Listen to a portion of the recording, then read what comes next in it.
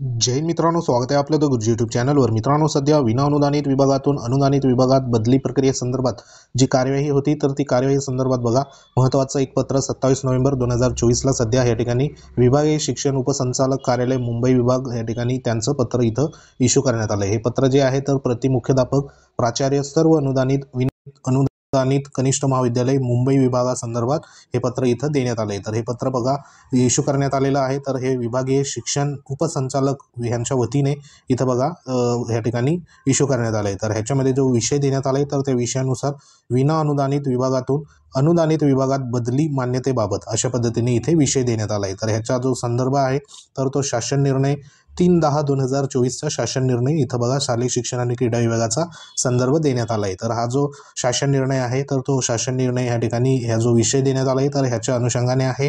तर ह्याच्यामध्ये नेमकं काय म्हटलेलं आहे तिथं बघा, उपरोक्त संदर्भीय परिपत्रकान्वये माननीय उच्च न्यायालयाने दिलेल्या आदेशास अनुसरून राज्यातील खाजगी शाळेतील शिक्षकांच्या विना अनुदानित किंवा अंशतः अनुदानित शाळा तुकडीमधून अनुक्रमे अंशतः अनुदानित किंवा पूर्णतः अंशतः अनुदानित शाळा अथवा तुकडीतील रिक्त पदावर बदलीचे प्रस्ताव शासनाच्या मान्यतेसाठी सादर करताना अनुसरावयाची कार्यपद्धती व तपासणी सूची सुनिश्चित करण्यात आलेली आहे। म्हणजे ज्यांची ह्या ठिकाणी बदली आहे, जी काही शिक्षक आहे ऑलरेडी सध्या बघा जॉईन झालेले अनुदानित असेल किंवा विना अनुदानित असेल किंवा अंशतः अनुदानित कनिष्ठ महाविद्यालयामध्ये जे जॉईन झालेले शिक्षक आहे तर त्यांच्यासाठी ही सध्या बघा न्यूज असणार आहे। तर त्यांच्यामध्ये बघा जे खाजगी शाळेतील शिक्षकांच्या विना अनुदानित किंवा मग अंशतः अनुदानित शाळा अथवा बघा तुकडीमधून अनुक्रमे अंशतः किंवा अनुदानित किंवा पूर्णतः अनुदानित शाळा अथवा तुकडीतील रिक्त पदावर बदलीचे जे काही प्रस्ताव असेल तर त्या प्रस्तावासंदर्भात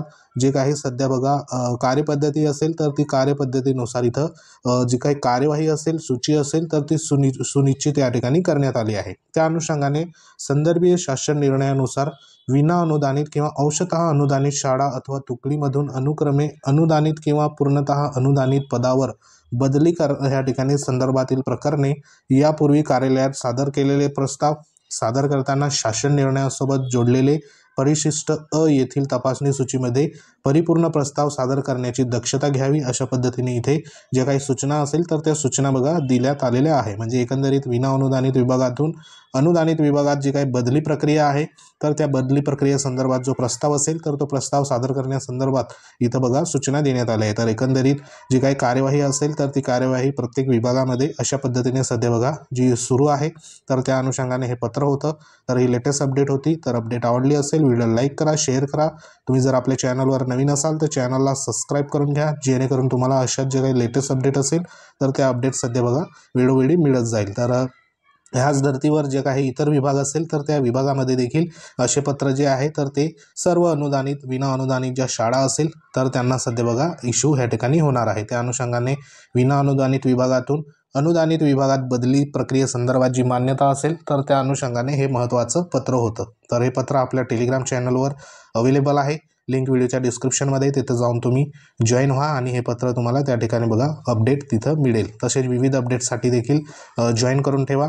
तर व्हिडिओ आवडला असेल व्हिडिओ लाईक करा, शेअर करा। तुम्ही जर आपल्या चॅनलवर नवीन असाल तर चॅनलला सबस्क्राईब करून घ्या, बाजूला बेल आयकॉन आहे त्याला देखील प्रेस करा, म्हणजे तुम्हाला जे नोटिफिकेशन असेल तर ते नोटिफिकेशन तुमच्यापर्यंत सध्या प्राप्त होईल।